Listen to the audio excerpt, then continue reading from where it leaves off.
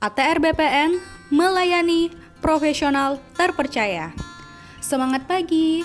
Di video learning journal ini, saya, Susan Dwi Nancy, peserta pelatihan dasar CPNS golongan 3 Angkatan 1, Kementerian ATR BPN tahun 2021, ingin memaparkan secara singkat mengenai materi komitmen mutu dan anti korupsi. Komitmen mutu. Mutu merupakan suatu standar yang menjadi dasar untuk mengukur capaian hasil kerja. Mutu juga dapat dijadikan sebagai alat pembeda atau pembanding dengan produk sejenis lainnya yang dihasilkan oleh lembaga lain sebagai kompetitor. Kepuasan pelanggan terhadap mutu suatu produk yang sama bisa berbeda-beda, bergantung dari sudut pandang masing-masing ataupun preferensi nilai yang digunakannya sebagai rujukan. Oleh karena itu, organisasi dituntut untuk menetapkan perencanaan mutu, termasuk membuat standar mutu, mulai dari mutu input, proses, sampai dengan hasil, yang akan menjadi pedoman dalam proses implementasi sampai dengan pengawasan dan perbaikan mutu. Berikut 5 pilar manajemen mutu terpadu. Kelima pilar di atas memiliki keterkaitan dan ketergantungan yang tinggi. Organisasi merupakan pilar tengah yang membuat kerangka kerja berorientasi mutu. Produk yang bermutu sebagai hasil kerja organisasi diperoleh melalui proses yang bermutu pula, dengan didukung komitmen tinggi dari seluruh komponen organisasi. Organisasi tentu tidak akan dapat mencapai target kelembagaan secara efektif, efisien, dan inovatif tanpa ada pemimpin yang kuat dan kredibel. Berikut 10 strategi yang perlu dijalankan organisasi agar pelaksanaan manajemen mutu terpadu dapat berjalan dengan baik, yaitu: pertama, menyusun program kerja jangka panjang yang berbasis mutu. Kedua, membangun mindset pegawai terhadap budaya mutu. Ketiga, mengembangkan budaya kerja yang berorientasi mutu, bukan sekedar melaksanakan tugas rutin dan sebagai formalitas untuk menggugurkan kewajiban. Keempat, meningkatkan mutu proses secara berkelanjutan agar dapat menampilkan kinerja yang lebih baik dari waktu ke waktu. Kelima, membangun komitmen pegawai untuk jangka panjang. 6. Membangun kerjasama kolegial antar pegawai yang dilandasi kepercayaan dan kejujuran. 7. Memfokuskan kegiatan pada kepuasan pelanggan, baik internal maupun eksternal. 8. Beradaptasi dengan tuntutan perubahan. 9. Menampilkan kinerja tanpa cacat dan tanpa pemborosan sejak memulai setiap pekerjaan. Dan 10. Menjalankan fungsi pengawasan secara efektif untuk pengawalan pelaksanaan program kerja. Berikut gambar fishbone manajemen mutu. Berdasarkan gambar fishbone manajemen mutu, dapat kita lihat bahwa institusi pemerintah harus memiliki target capaian kinerja bermutu, baik kinerja individual maupun kinerja secara organisasional.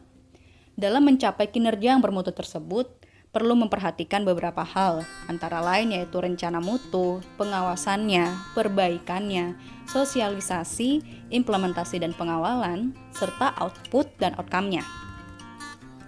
Aktualisasi nilai dasar komitmen mutu yaitu berorientasi kepada publik, berorientasi kepada mutu dan bekerja dengan baik dan benar, bersikap dinamis, proaktif dan inovatif, dan cara kerja tim sebagai satu kesatuan proses untuk melayani masyarakat.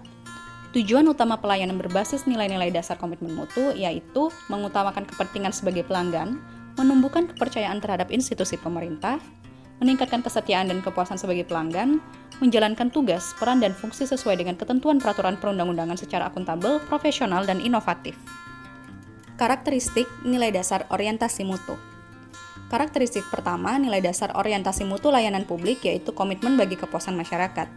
Hal ini dapat dirumuskan dalam slogan-slogan khusus untuk meyakinkan publik terkait bagaimana layanan yang akan mereka dapatkan dari institusi yang sedang dikunjungi.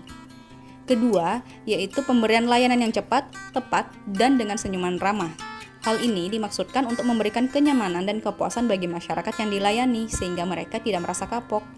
Yang ketiga, yaitu memberikan layanan yang menyentuh hati, tanpa cacat, tanpa kesalahan, dan tidak ada pemborosan, sehingga walaupun fasilitas seadanya, masyarakat yang dilayani tetap dapat merasakan kenyamanan dan kepuasan.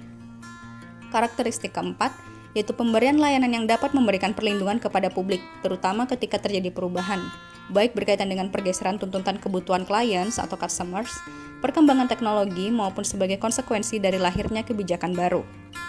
Kelima, berkaitan dengan pendekatan ilmiah dan inovatif dalam pemecahan masalah dan pengambilan keputusan. Dan keenam, upaya perbaikan secara berkelanjutan melalui berbagai cara, antara lain pendidikan, pelatihan, pengembangan ide kreatif, kolaborasi, dan benchmark.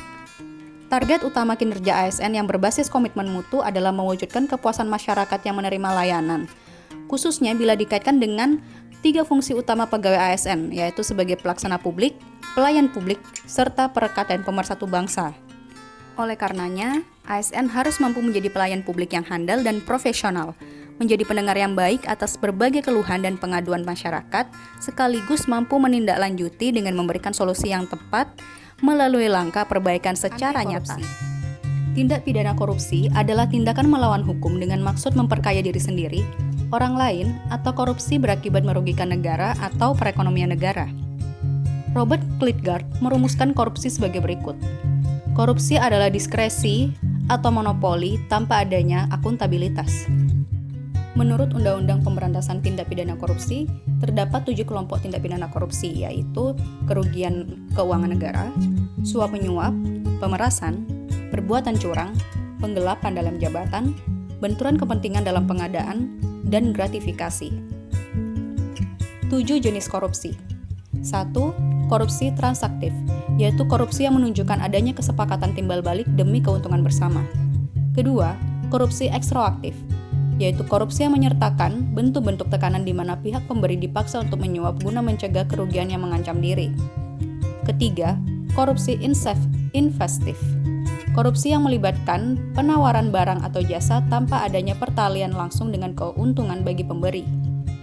Keempat, korupsi nepotistik, yaitu korupsi berupa perlakuan khusus kepada teman atau yang memiliki kedekatan hubungan dalam rangka menduduki jabatan publik. Kelima, korupsi autogenik, yaitu korupsi yang individu karena mempunyai kesempatan untuk mendapat keuntungan dari pengetahuan dan pemahamannya sendiri. Keenam, korupsi suportif, korupsi yang mengacu pada penciptaan suasana yang kondusif untuk melindungi tipikor lainnya. Dan ketujuh, korupsi defensif, korupsi yang terpaksa dilakukan dalam rangka mempertahankan diri dari pemerasan. Kesadaran anti korupsi. Kesadaran anti korupsi mencapai puncak tertinggi pada level spiritual accountability, yaitu menyadari bahwa dampak korupsi tidak hanya sekedar merugikan keuangan negara, namun merusak kehidupan. Tidak hanya kehidupan pelakunya secara pribadi, melainkan kehidupan masyarakat umum dan keluarga pelaku.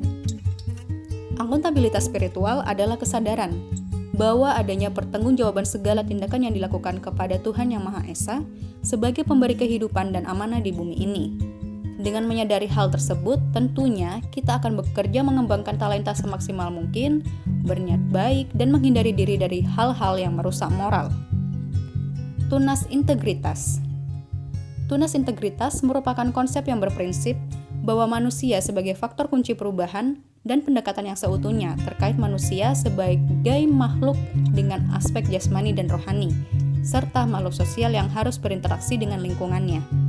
Konsep tunas integritas memastikan tersedianya manusia-manusia yang melakukan upaya peningkatan integritas diri dan lingkungannya dengan membangun sistem yang kondusif, sehingga terbentuk manusia yang mampu menyelaraskan antara rohani dan jasmani dengan melakukan penyelarasan pada semua elemen dirinya, dari baik itu jiwa, pikiran, perasaan, ucapan, dan tindakan. Dengan nurani standar kebaikan universal sehingga terbentuk perilaku integritas yang selaras pula dengan berbagai situasi dan lingkungan. Nilai-nilai dasar anti korupsi: disiplin, mandiri, jujur, peduli, kerja keras, tanggung jawab, adil, sederhana, dan berani. Contoh sikap ASN dalam menerapkan komitmen mutu, contohnya yaitu berkoordinasi dengan rekan kerja dan atasan setiap melaksanakan tupoksinya, dan melaksanakan weekly meeting atau monthly meeting yang berisi penyampaian laporan kerja, kendala yang dihadapi, dan berdiskusi mencari solusi atas kendala yang terjadi. Contoh sikap ASN dalam menerapkan anti korupsi, yaitu memberikan laporan secara jujur dalam penyusunan laporan kegiatan, misalnya biaya pengurusan tidak di-markup, dan tegas menolak bila ada pihak luar yang menawarkan uang lebih untuk percepatan proses pengurusan berkas permohonan.